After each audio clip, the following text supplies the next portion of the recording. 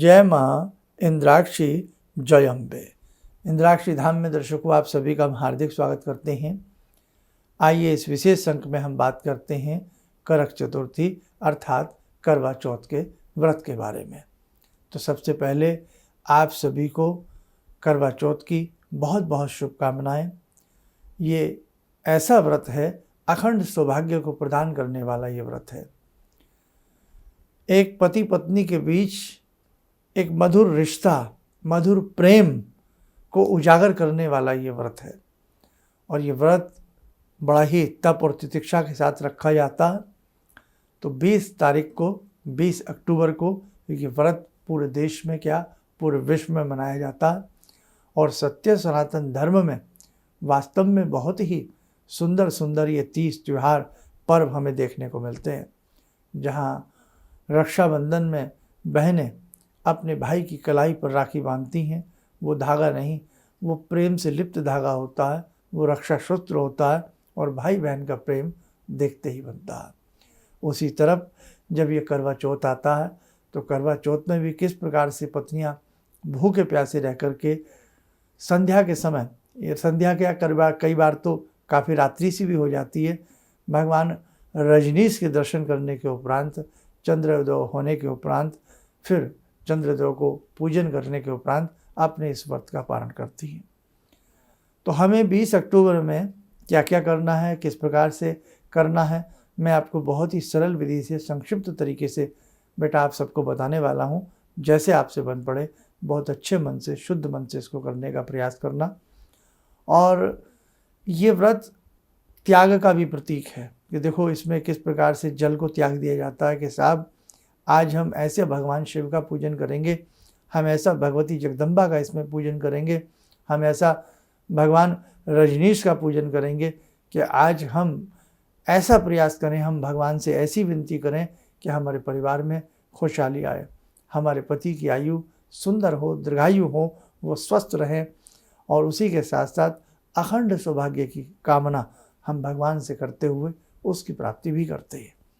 तो सबसे पहले सुबह स्नान आदि करने के उपरांत आपके यहाँ कहानी अपने अपने हिसाब से, किसी के यहाँ सुबह इसकी कथा सुनी जाती है, किसी के यहाँ संध्या के समय सुनी जाती है।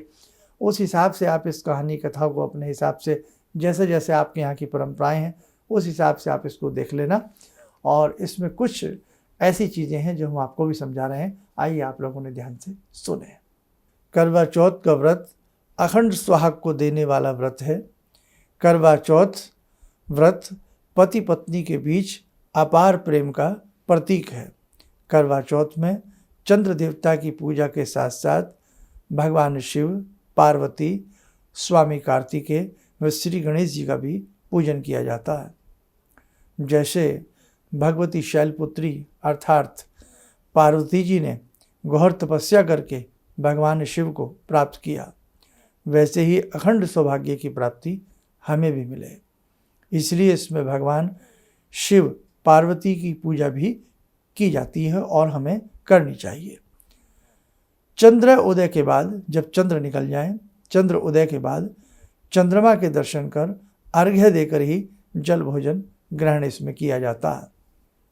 तांबा या मिट्टी के करवे में चावल, उड़द की दाल, सुहाग की सामग्री, कंघी, शीशा, सिंदूर, चूड़ियाँ, रिबन और कुछ रुपया, सासू जी के पांव छूकर फल मेवा व सुहाग की सामग्री उन्हें दी जाती है, भेंट की जाती है। कहने का भाव, हमेशा बड़ों से आशीर्वाद ही प्राप्त होता है।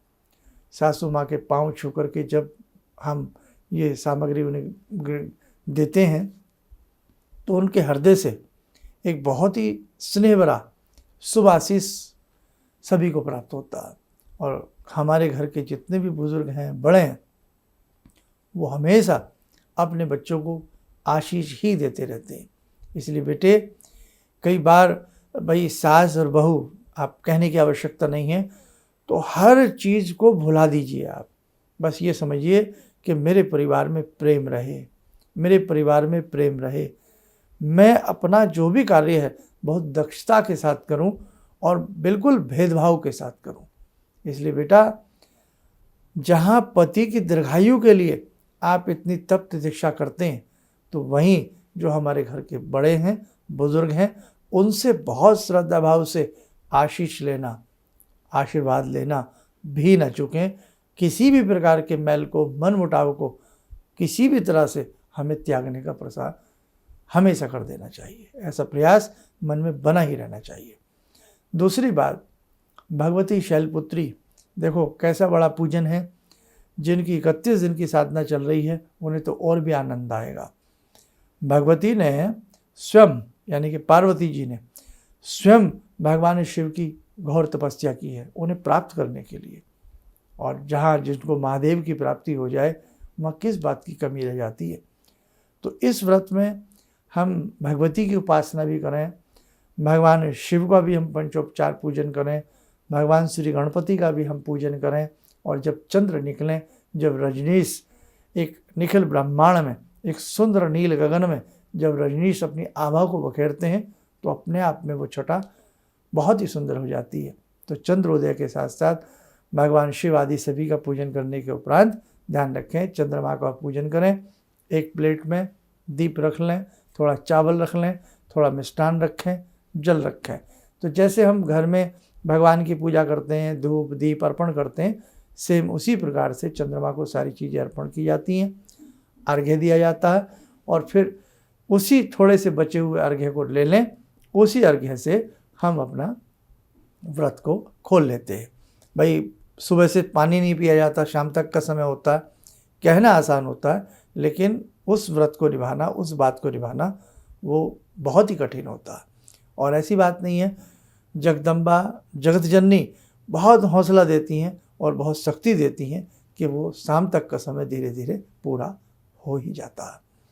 अब ईश्वर न करे किसी के घर में बीमारियां ज़्यादा हों, या पति ज़्यादा बीमार रहते हों, या कहीं ना कहीं अस्वस्थ बने रहते हों, तो ऐसी स्थिति में हमने कहा ना भगवान शिव की पूजा की जाती है, तो मृत्युंजय मंत्र की आप पाठ कर सकते हैं। ऐसे ही एक और मंत्र है भगवान शिव का, बड़ा प्रिय मंत्र है, उससे भी पति का स्वास्थ्य बहुत अच्छा होता है। वो दोनों मंत्र भी हम आपको नोट करा देते हैं, आप लोग नोट करें। मृत्युंजय मंत्र, इससे तो आप सभी परिचित होंगे, सभी जानते होंगे। ओम त्र्यंबकम यजामहे सुगंधिम पुष्टिवर्धनम उर्वारुकमिव बंधनान मृत्योर्मोक्ष्य मामृतात्। इस मंत्र की एक माला। दूसरा मंत्र लगे हाथ नोट करें। ओम नमो परमात्मने परब्रह्म मम पतिष्य शरीरे पाहि पाहि कुरु कुरु स्वाहा। पुनः सुने। ओम नमो परमात्मने परब्रह्म मम पतिष्य शरीरम पाहि पाहि कुरु कुरु स्वाहा। ये दूसरा मंत्र है, बहुत अच्छा मंत्र है। मम पतिष्यम शरीरम, मेरे पति का शरीर, हे भगवान आपकी कृपा से स्वस्थ रहें, वो उनकी आयु बढ़े, सब अच्छा रहे, हमें अखंड सौभाग्य की प्राप्ति हो। तो जैसे ये दो मंत्र हैं, इन दोनों मंत्रों में से जो भी मंत्र आपकी आसानी से आप उसको पढ़ सकें, इस मंत्र की एक माला किसी भी समय, प्रातःकाल, मध्यकाल, संध्या काल, कभी भी आप इस मंत्र की एक माला आप कर सकते हैं। और करवा चौथ में जिस प्रकार से एक नई दुल्हन होती है ना, सब कुछ नवीनपन, नए वस्त्र, बहुत अच्छे से, इसका क्या मतलब है? इसका मायना यही है कि बिल्कुल जैसे आपने भगवान की फ़ोटो देखी है कभी, जब आप भगवान की फ़ोटो देखते हैं, भगवान राम के स्वरूप को देखते हैं, बिल्कुल यंग स्वरूप में भगवान को दर्शाया जाता है। आप कृष्ण जी के स्वरूप को देखें, कैसे उनकी छटा मनोहारी होती है, मन को लुभाने वाली होती है। आप जगदम्बा के स्वरूप को देखें, कैसे अस्त्रों के आयुधों के साथ उनके उसको चित्रित किया जाता है। तो वैसे ही जब करवा चौथ आता है तो उसमें अच्छे वस्त्रों को पहनना, अपने अपने हिसाब से, भाई जैसा भगवान ने दिया है उन वस्त्रों को पहनना, सुहाग पिटारी के सामान का प्रयोग करना, और अच्छा शरीर लगना, अच्छा मन लगना, और अच्छा एक रूप आना, वो रूप भी सौभाग्य का प्रतीक होता है। वो रूप भी दुर्दशा को दूर करता है और कहीं ना कहीं अष्टलक्ष्मियों को वो आमंत्रित करता है। इसीलिए हमारे शास्त्रों में कहा गया है, मांग भरनी चाहिए। माता सीता मांग में सिंदूर कितने प्रेम भाव से लगाया करती थी, तो उसी सिंदूर से एक प्रसंग आपने देखा हो कि भगवती अपने मांग में सिंदूर लगा रही हैं और हनुमान जी देख रहे हैं। हनुमान जी ने देखा, हे माता, ये लाल द्रव्य आप अपने जो मांग में लगा रही हैं ये क्या है और इससे क्या होता है? भगवती ने कहा, पुत्र, इससे आपके राम जी की आयु बढ़ती है। ये आयु को वर्धन करने वाला सिंदूर होता है, अर्थात सिर के बीच में जो सीमंत होती है, मांग होती है, उसमें जो भी सौभाग्यवती महिला अपने मांग में इस सिंदूर लगाती है उससे उसके पति की आयु बढ़ती है। लाल रंग आयु का भी सूचक है, लाल रंग प्रेम का भी सूचक है, लाल रंग वीरता के भी सूचक है और भगवती को लाल रंग अति प्रिय है। आपने देखा होगा दुर्गा देवी का जब भी हम पूजा पाठ करते हैं उसमें लाल रंग के पुष्प, लाल रंग का आसन, तो लाल रंग भगवती देवी को बहुत प्रिय है। और वहाँ जगदम्बा स्वरूपा तो हैं ही भगवती सीता।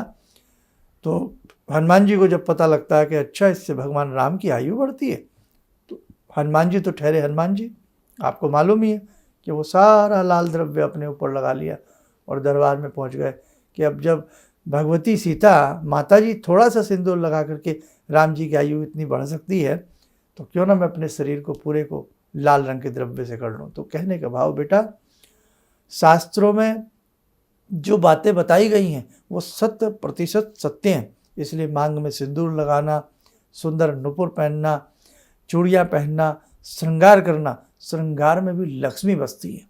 इसलिए ऐसे नहीं है कि हम श्रृंगार इसलिए करते हैं कि हम सुंदर दिखें। ना ना ना ना ना ना, सुंदर दिखना परिभाषा हो सकती है, लेकिन श्रृंगार कहीं ना कहीं मन को प्रसन्न करता है।